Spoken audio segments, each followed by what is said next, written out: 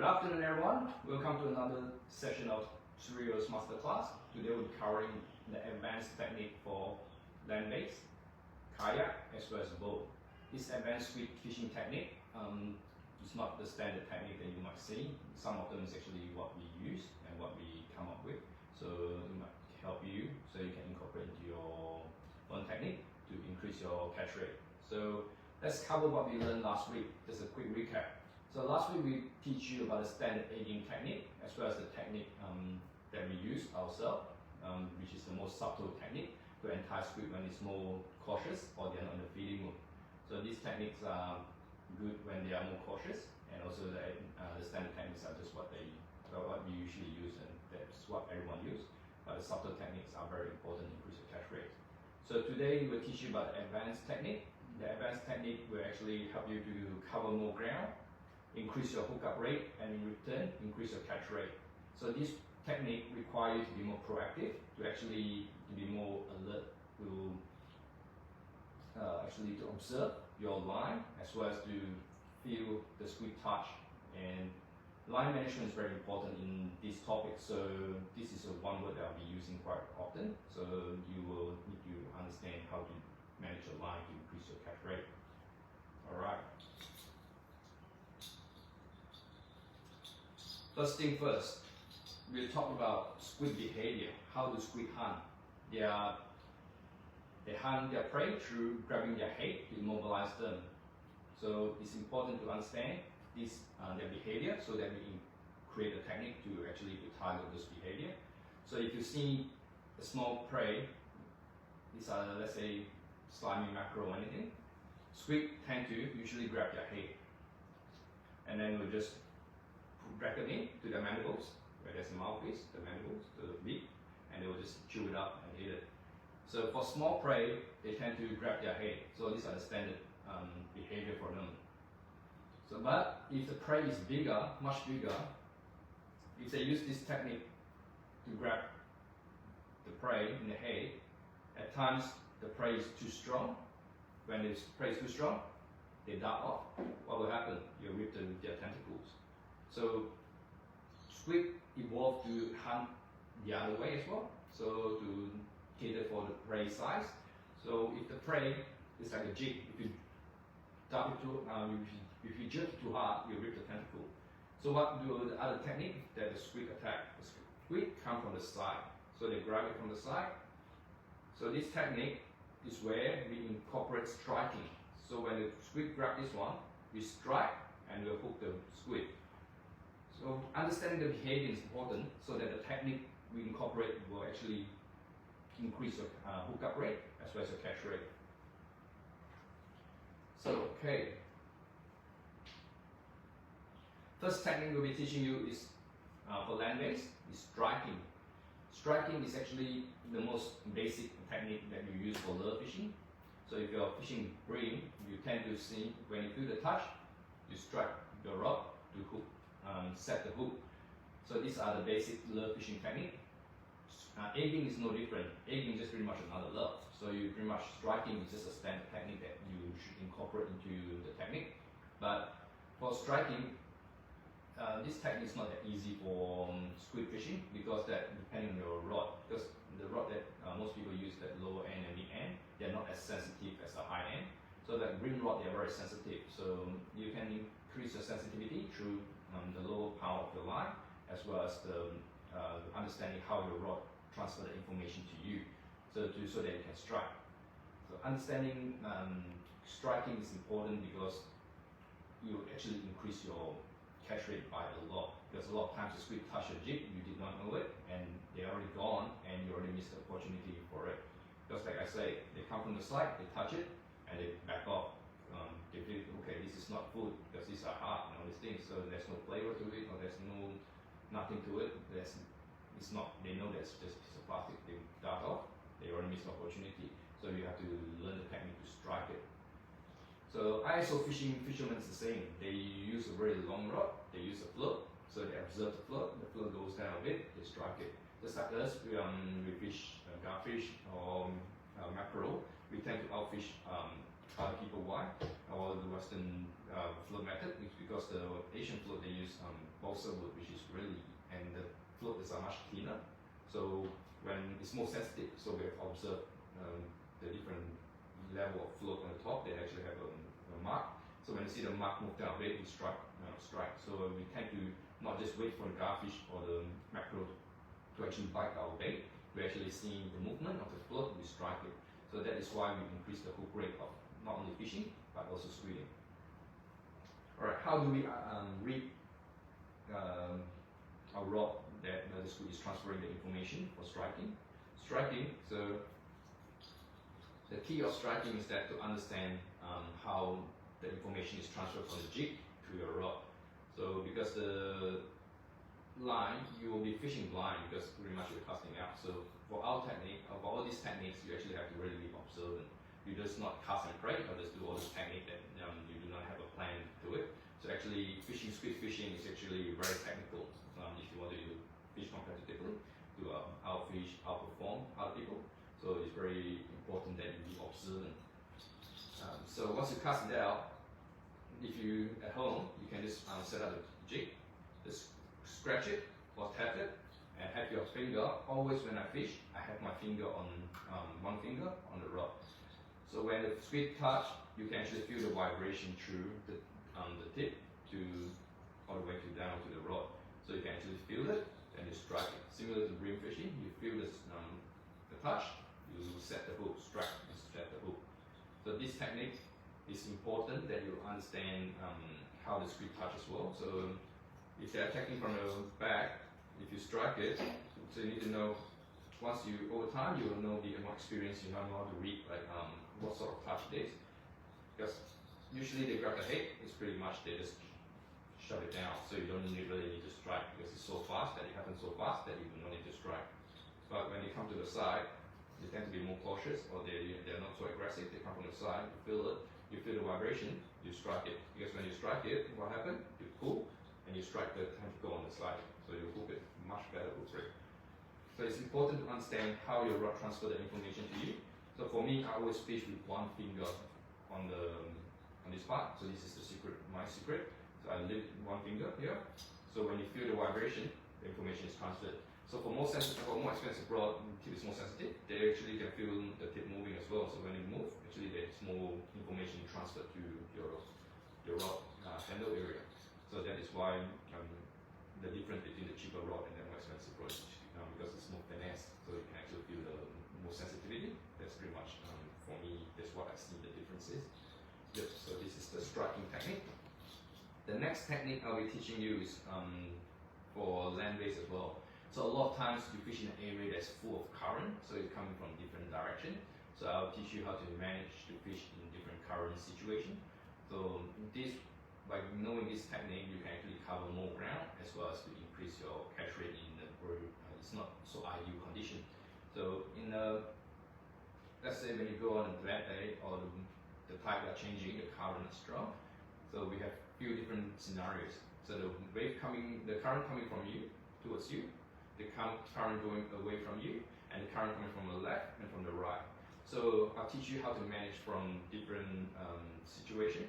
So let's say the current coming from the front towards you. So what will happen? I cast the jig out. So what will happen? So I let it sink, but the current is constantly pushing it towards me. What will happen? It will create a lot of loose line. I'll use this as a rod to show the line management, how to understand the line. So let's think of this as a line, but this is a fishing line. So alright. I cast it out. Initially my line angle should be quite good, but as the jig start coming in, you start to create more of this loose line because of the current. Because the current is pushing the jig coming in. I'm gonna just tie this up. Let's say this is a jig.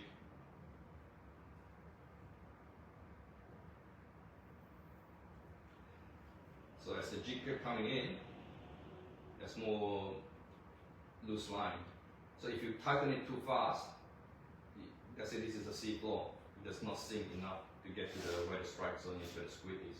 So important that you wind it, but you do not wind it so fast that you allow the line to actually sink.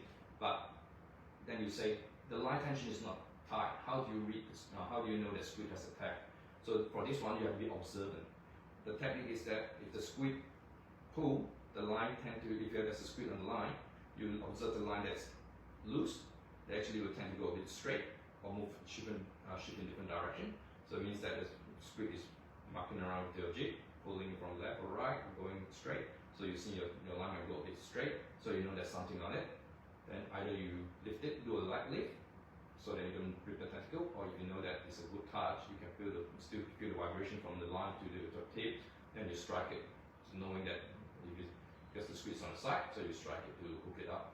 So this is the first method, to know how to understand the line management and observe your line to know there's still squid on it. So the current is constantly pushing towards you. As you know, the current will be coming and your line will be very loose. So you have to observe your line to know where the squid is. Okay, next. When the current is coming from your side towards the outside, so what will happen? So your jig will tend to be dragged out.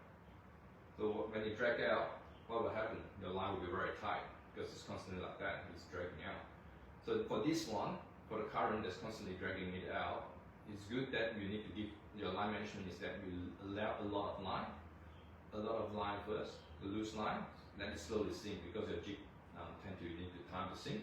So, but for this type of strong current condition, usually you tend to go more higher size, bigger size jig is more heavier or more heavier jigs, so that you can sink faster, so that you don't have to let your line be loose that long. So once you cut it up, that is give it time to sink. As it sinks, you actually will tighten up the line. So once you get to the bottom, your line should be like that. And it constantly still dragging. If it's dragging, if you want to cover more space, you keep letting it go line, actually the jig will keep going further and further and further, so you can actually cover more ground. So if the current is actually going out from you, you can actually cover more further ground that you actually can't cast to. That way you can actually cover to have the opportunity to search for more ground for the squid. So this is important as well. So as you cast out, because the current is dragging, make sure you give enough line, or else you will just be suspended in the middle.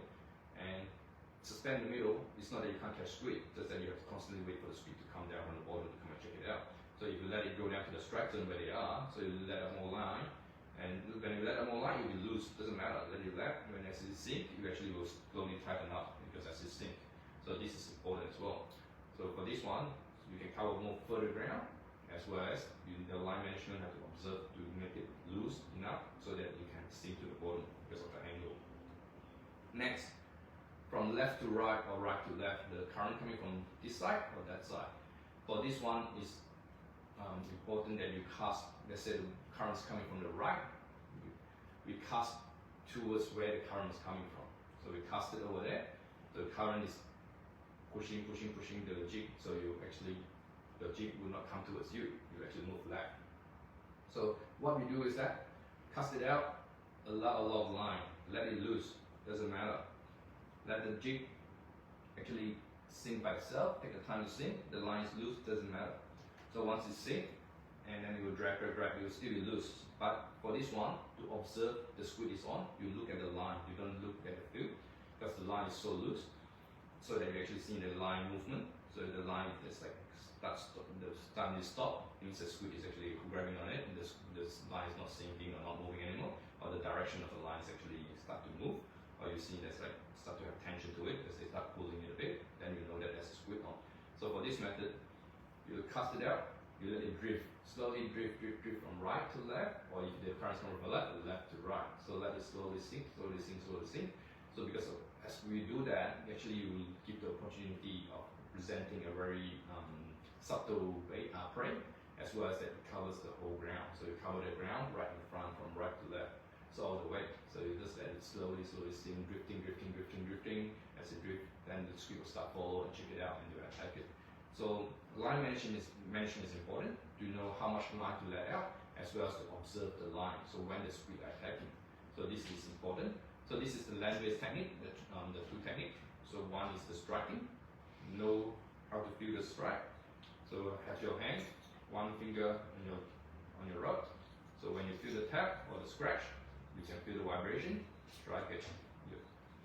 So this is the strike Head to the YouTube, our YouTube channel. You'll see the video there. There's one of the sessions where I fished for the 10 squid on land base. It's all I'm using striking technique. So I was just using, when I feel the squid, I strike it, I'll say squid on. You see when I say squid on, you know that I'm actually striking it. So you can see, watch that video. So I think that's the video there that you can see, pretty much the only video we have posted that is fishing session so far. So you can check that one out. You can see the striking method that I use. So when I feel the touch, I strike to set the hook and to set the squid. So this is the important technique to use, because a lot of time you lose a lot of opportunity to catch the squid because they're already gone or touch the jig. And as you can see, sometimes when you see squid right in front, you dangling the jig right in front, they come and check it out, and grab it, touch it, and go and stuff, and they're already gone. But they actually, if you strike it, you would have caught it. If they're more aggressive with it, or they hang out around longer. So if you watch underwater footage and stuff, you can actually see that happening. So this is one of the techniques to increase your catch rate and to outperform other people. So the next one, we'll talk about kayak. So this is the secret method I use for kayak to how to outfish people. I actually fish three ways. I fish land based, kayak, and boat. So for each, I have created my own technique to actually improve my catch rate. So for kayak, same thing is important for line management. This method is very crucial that you have to understand line management. Do not be afraid to let go out a lot of line, 50 meters and above. Do not worry about it. So this is the method that is very crucial, that you have to be gutsy to allow a lot of line out. So what do? Kayak. So when I go in this, imagine this is a kayak. So I just doing like that. I actually cast my jig way to the back of the boat, out of my kayak. Then I actually let go a lot of line. So actually I let my line out crazy long. So it's like 30 to 50 meters or maybe above. So because if you don't have enough line, as your kayak is moving, so let's say, so let's say, if I don't have enough line, if I have a tight line, let's say this is a seafloor. A lot of people, they call it the trolling and all these things, but they don't really understand how to troll properly. So if your line is not enough, the jig is actually suspending halfway. Because you're constantly moving, you're dragging, the jig do not have time to sink down. So if you're dragging, the jig is floating in the mid water. What happened to mid water? The squid is not there. They're at the bottom of the seabed, so they only see at times that they come up. And by the time you come up, you might have dragged past them. So you need to give them opportunity to attack them much faster. So let out a lot of line as you throw. So because throw, you need a lot of line because of the angle, because you're constantly moving as well. So the kayak is constantly moving in one direction and pulling it. If you're constantly pulling it, it doesn't have time. So I actually let out a lot of line and let it sink. So when I'm dragging, you have the time to go under the close to the sea floor. So sometimes I just close my eyes, just relax and just paddling, and what happens? When you feel the weight, on your rod, you actually will feel like you snag something. You feel a weight on it. So when you weight on it, do a left pull, and you pretty much will set the hook under the squid. And at times you will just pretty much feel bang, like how the fish is pulling. It's like the whole rod is just vibrating. That means the squid is pulling. So pretty much it's pretty easy. So as long as you understand how to let out a lot of line, to actually compensate for the angle to get the line right to the bottom of the seabed. So this method for me is pretty much easy. I just cast it out, close my eyes, just relax on the side, just tap, and at times just to make it do a small dot. Then let it just continue, just trolling, just tap, continue trolling, tap. That's it. This is a subtle technique, but it's very effective, especially for more cautious squid. Because this one you're actually just traveling around and just looking for squid. So you actually cover a lot of ground, you search more ground, as well as that you can target squid from everywhere. So once the jig starts swimming past, you'll see it, you just start chasing it, back off chasing it, because it's so slow and trolling is so slow, you just have time to come and grab it again. So this one, the catch rate will increase your kayak catch rate by a lot. So this is the technique that I use, but often the people do not understand that how to manage the line. The line is that do not be afraid to let out a lot of line. So this is the secret to it. So this have to remember. Do not not be afraid to let out the line to compensate for the angle. So that is very crucial. Hi Richard, how are you?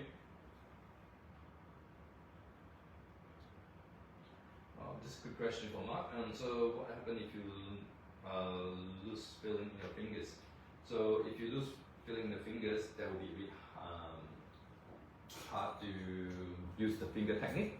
Then you have to observe your tip. So your tip, you actually, the more high-end rod, they're actually very thin and they are more sensitive. So you can see the movement on your rod, then you know that, then you strike it. So if you don't use the finger, a lot of times you can use some more thinner rod, a more sensitive rod, then you can feel the squid touch, the vibration on the tip, like the fishing, when they have a tiny tap tap tap, then you can strike it.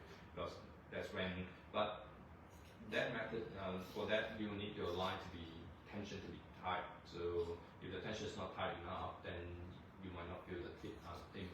So it also depends on the current. So if the current is pulling out, so that method to read from the tip, it will be possible. But if the current is coming towards you, the line is loose, then that would be very hard to use the striking method. Then instead you have to read the line, because you can't just read the tip, you have to read the line. So the line movement, and you have to quickly wind up and do a strike, or lift it up higher so that the line tension will be tight, that you can do a strike. So this is the method to compensate for the finger issue. So this is, hopefully that helps. So for kayak, it's pretty much one method only for the trolling. That's the secret I use. So the rest is just like normal aiming, or just like the boat technique I teach, a bit more subtle. Just do a tap tap tap tap when you want to cast it out, because you're right on the spot where the squid is. Compared to land-based, you don't need to do this aggressive aiming technique. So for kayak, you can be more subtle, and like boat, you be more subtle, which is actually more effective than actually the more aggressive reading technique that we use. So next, we'll be doing boat. So boat, we have 3 methods as well. So it's catered towards the current. So understanding the current, so the same thing.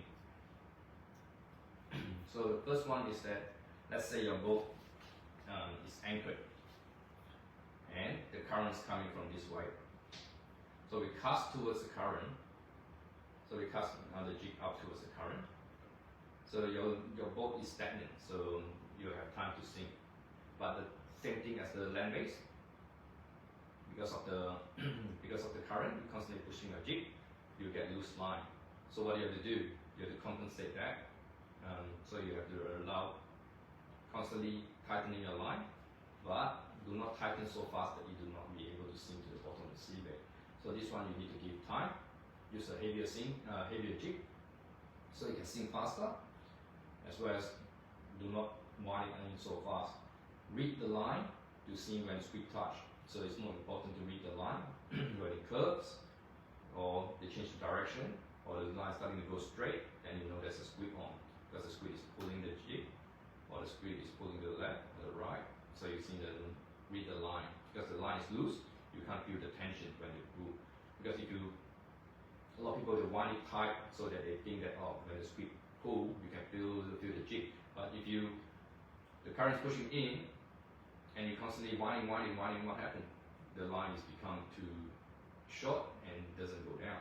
So same as land-based. So the land-based one, if the current is coming towards you, make sure that you allow enough line, and also that don't wind it too fast. So if you're constantly winding to tighten the line, and be careful, because the line is loose, you're constantly winding, the line is shorter, and you're thinking because you want tension. So because if you tighten it too tight, and the line is getting shorter and shorter, and you can't judge the distance because the current is pushing, and as you do your technique, and the jig must just become too close to you, and you can just fly the water and hit you. So make sure be careful when current is coming towards you.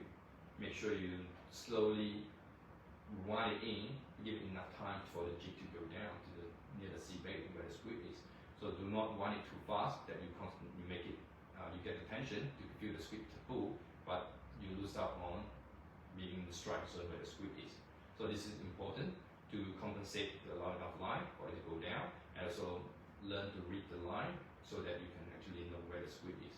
So because loose line doesn't mean that you can't read the squid, but if once you improve and understand how your rod and the line tell you the information, then you'll improve your catch rate as well.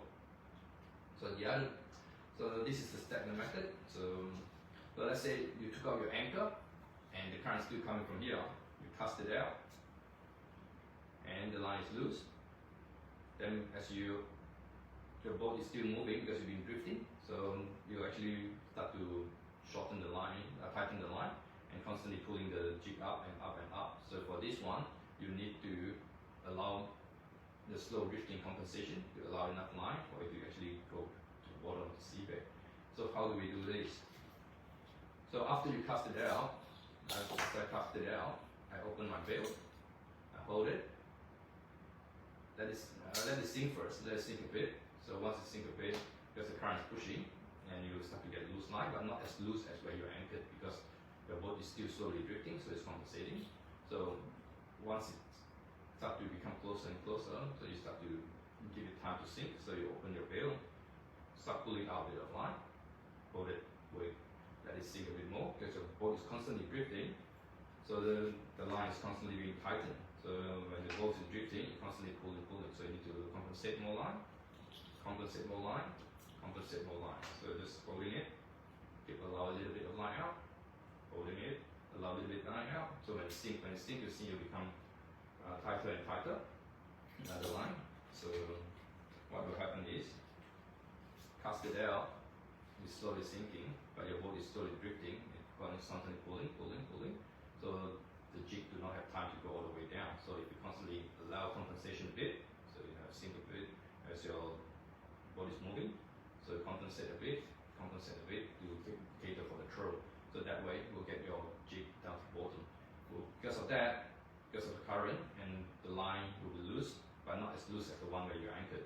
So this way you can actually read, you have to read the line when the squid touch. And also actually when the bail is open, when you let the line out, if the line goes straight and if you actually the line stop, it doesn't go out, that is squid on. So quickly close the bail, strike it. So because when the squid grab it, the line no longer going out, so you know it stops. It stop means that the squid already grabbing it, so you have to strike it. So finally, the last method. So what is the last method? So this is the method that actually is a bit more wild. So this is what I use. So this is more crazy method, but this is normally people usually will cast where the current is and stuff. So let's say the current is coming from here. So for this method, I personally incorporate what I use in the kayak for the line management to throw out a lot of line to what I use in this method. So what I do is the current is coming from this way really strong. Okay, let's say it's coming from this way, from the back to the front. It's very strong. I cast the jig out where the current is pushing. So I can cast from the left or I can cast forward. So the current is strong, you're constantly pushing, dragging the jig out. So you're constantly dragging the jig further and further. So for this method, like I mentioned, you'll be very tight because the current is constantly pulling. So what we do is I allow a lot of line to let loose. So to compensate for the current constantly dragging, so the current can actually drag my jig from my boat to where I cast it to really far, like 50 meters, 100 meters, I don't care.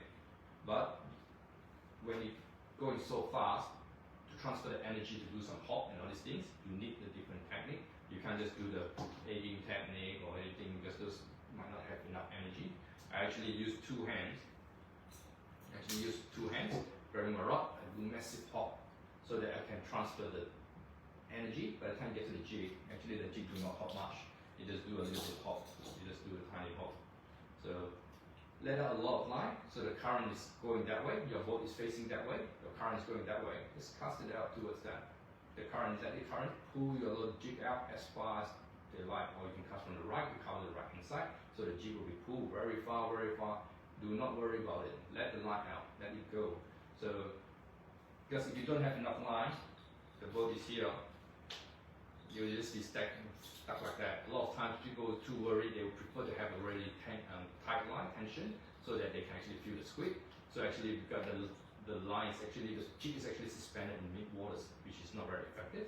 So you actually have to cast it and let it drift. Open up the bill, let a lot of line out, let it go as far as you like, as it can go, or you prefer to what you feel comfortable with, because you need to wind in at the end of the day. So for this type of method, sometimes I need to take a while just to bring it in. So that's why my drag is actually a bit loose, so that it compensates for them when they're coming in from far. Actually, when they pull, the drag will pull out a bit of line, so that it doesn't rip out the tentacle, because it takes time to bring them in. So if your what's called the drag is too tight, you can feel, because a lot of people, I have two types of fishing. Back then I fish medium to low end rod. I usually use the tighter drag because it's not sensitive, so that you can feel the squid touch and pull. Because it's tight drag, you can pull, you can feel the tip much better. So for high end rod, I actually loosen my drag. So when the squid pulls, actually my line is actually pulling a bit, so they actually compensate for their propulsion towards backwards, so they just not rip off the tentacle. So this is why I actually have a looser drag nowadays with my rod. And you can fish both methods, but depending if you want to sacrifice sensitivity, or you have a better sensitivity, but you might actually, the downside is that you might rip off the tentacle. So it's up to you to decide which you prefer. This is no right or wrong method, so also depending on your rod. That's why understand to be one with your rod, how your rod transfer the information to you, and how you can work with it to understand the information to be transferred.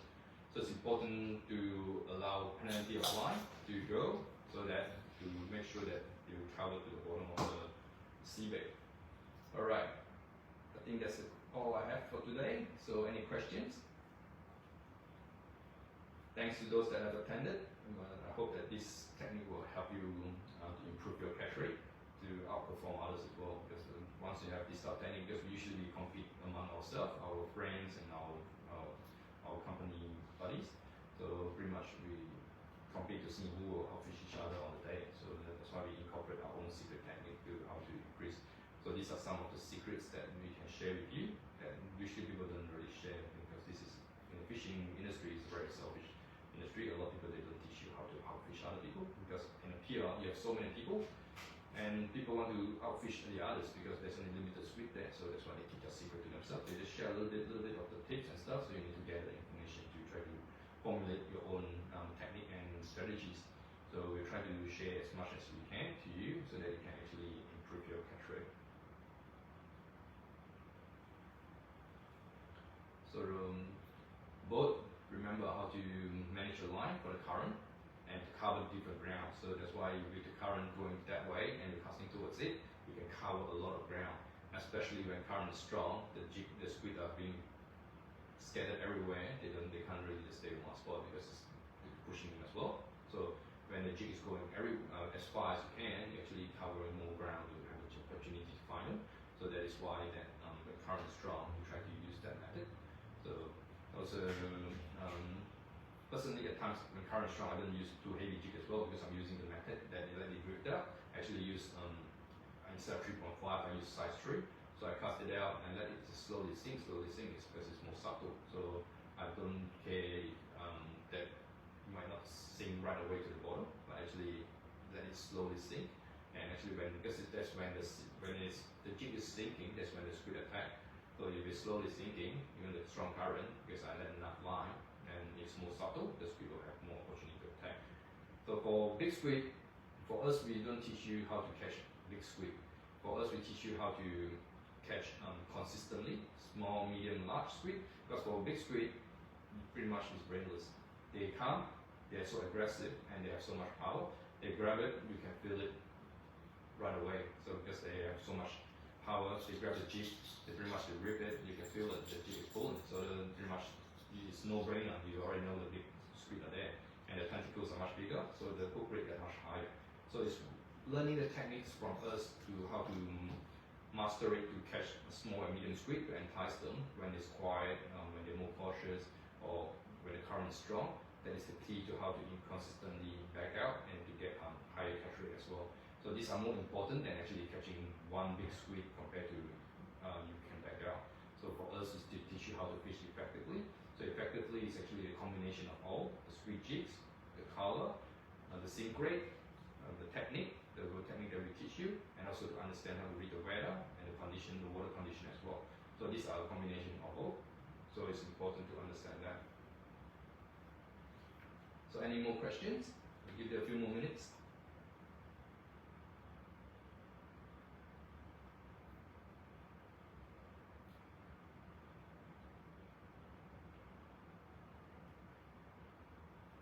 Try to incorporate striking method to your squid fishing. A lot of people do not use it, so and that's why they tend to miss out on the opportunity when squid is coming from the side to grab it. So because when the squid comes from the side, a lot of times they already go and come very fast to grab it. So if you do not strike it, you will lose the opportunity. Same as green fishing. Green fishing is where you have to read the vibration. So if you have it 0.3 seconds for green, you strike. So that's why competitive green fisher striking is their key for lure fishing. So that is why it's very important to understand how to strike. The strike is just pretty much basics of lure fishing.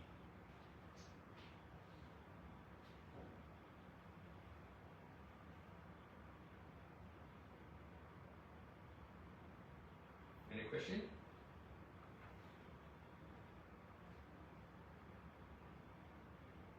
I will give it another 2 more minutes. If no questions, then I'll head off.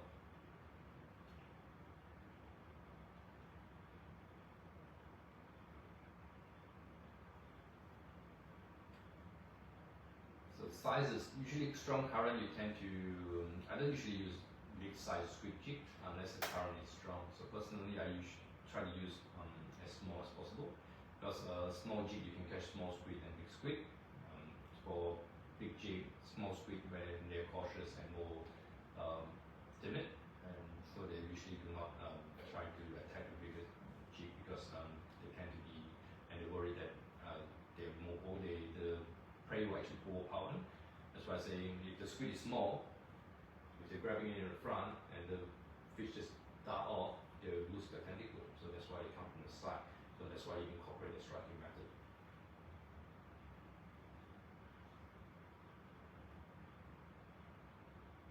Thank you, Jaya, for coming. Scent.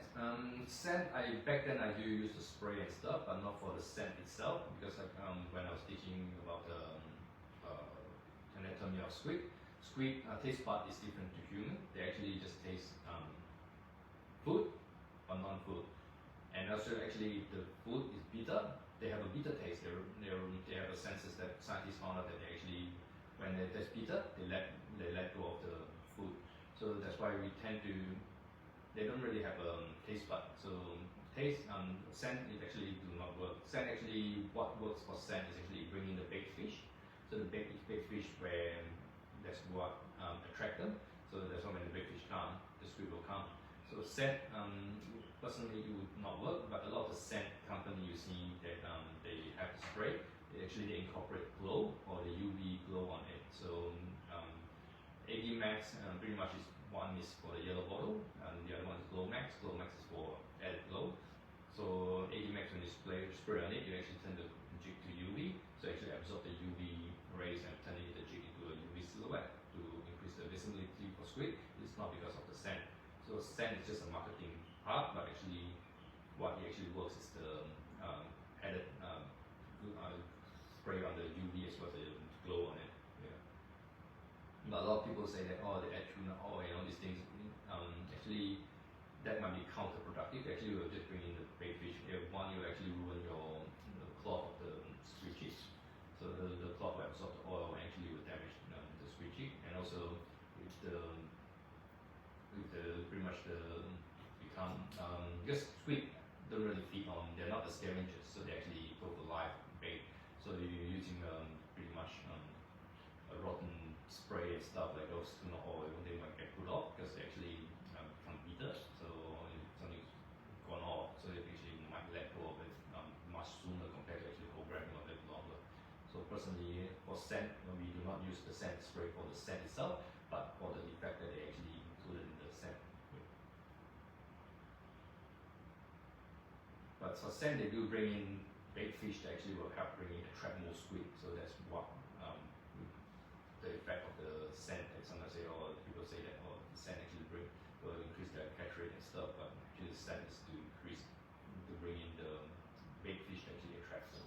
Because like for us, back then we do trout as well. We use green light. So in Malaysia, I've been to commercial boat. They actually use the lights to shine on the sea, like how commercial boat do. So once they shine on it, the squid will come towards the light. Actually, why they come towards the light is because the big fish get attracted to the plankton. So it's a cycle that actually created. So the plankton will come, and the small big fish will come. Then after that, the squid will come. So in Malaysia, that's how they do it. They have a halogen light right on the thing. I was in the wooden boat with them, so they pretty much just fish right on top of the squid. You see thousands of them swimming around you. So in Melbourne, I incorporate back then. Not many people were using green light because I was following American technology. So 10 years, 15 years ago, no one actually using green light. So I was one of the early ones that actually had custom my own green light with a board with 2 green light on it. So at one time it was actually the weather was not that great and stuff was very quiet. So we are hoping that once the sun goes down, the squid will start coming. So I was with my nephew. So once the light goes down, I pop the green light down. The big fish start, the plankton start coming. Start seeing the fleas, the sea fleas, and plankton start coming. Then after that, the big fish coming. But green light is a hit and miss. Sometimes the squid will come next, but sometimes the bigger fish. So the squid came, and we back out within 1 hour. So pretty much 20 squid, 1 hour, just down, up, down, up. And there was 2 guys that was fishing, struggling next to us. I said, just come towards the light. Just fish around the light, but not on the light. Because on the light, they do not actually stay in the light because they want to hide the ambush predator. So they actually fish around the outer halo of the light. That's where the squid will be waiting to attack the big fish. So those 2 guys, to this day, they're on my Facebook itself as a friend. They actually saw how effective it is, that the light actually works. It's actually a cycle, so how it works. So actually, but that light is a hit and miss in Australia because why? Because there's more other bigger predator fish. So that's why that you might not get the squid come before the big fish come. So for macro fishing and stuff, it's a good method because once you start having the plankton and the small big fish, the macro will start coming towards the light. So a lot of people fish with the light on is because to attract the cycle, the life cycle, the feeding cycle, to bring in different fish instead of using. So if you use burley, that's why we Asian we use a lot of burley that is mixed with secret ingredients. So everyone has their own secret ingredient. So just to use a little bit, but not overfeeding the fish, and you will see that they will stick around to feed. But actually, you just want to keep around, but not overfeeding. A lot of times people just keep chucking burley. Actually, it's a counterproductive thing because then you overfeed the fish, they actually become full. They will not attack. So sometimes you see the fish swimming around, they don't bite. That's because part of the reason. So hope that answered your question. Sand, I personally, for us, we don't think that it works here. Any more questions?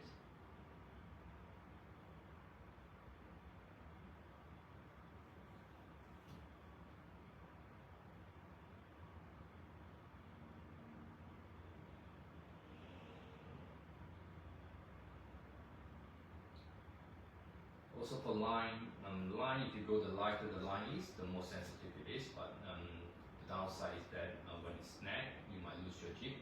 But for boat and kayak, you can use lighter line compared to what you fish in the land base, because kayak can actually, and boat as well. Let's say if you snag this way, you go your kayak the other way, you pedal your kayak all the way to the other side, and actually you'll take out the jig from the other side. So as long as you can be bothered to go. Don't just yank it. Take the time to pedal your kayak back to the other direction, then you'll be able to retrieve your jig. So with a lighter line, it's more sensitive, so that you can actually feel the squid pulling your rod tip much better, and the vibration will be much better as well. But the downside is for land-based that if you hook on the, because we fish tend to be the bottom near the weed or the rock, so a lot of times that people lose jig because why the line is too thin. That's why it's not strong enough that you rip it up. So it's it's one thing that you have to decide how low the line is. For us, that's why we always suggest to spend more on fishing line. The more high-end fishing line that we use tend to be higher pound, but it's thinner, that is equivalent to the lower power line's diameter, so that you can still get the sensitivity as well as the strength of the line. So in return, that you spend on the line more expensive, but you don't lose the jig. So at the end of the day, you turn out to be much more saving. So that's why I would suggest that investing in a good line is important, as well as investing in good jigs as well, because different jigs will work different conditions more effectively. So that's why to understand the color science is important as well.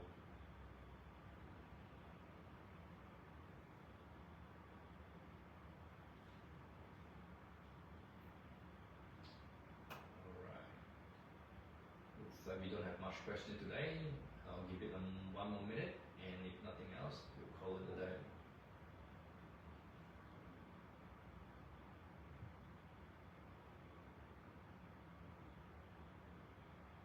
If you would like to try our jigs, feel free to use the code TRY10 and you get 10% off in our store. So this is our Water Dragon Squid jigs. So these are all hand designed, artistically designed. So this is inspired by the Great Wave of Kanagawa. So you can see the wave pattern as well. So this is one of our jigs.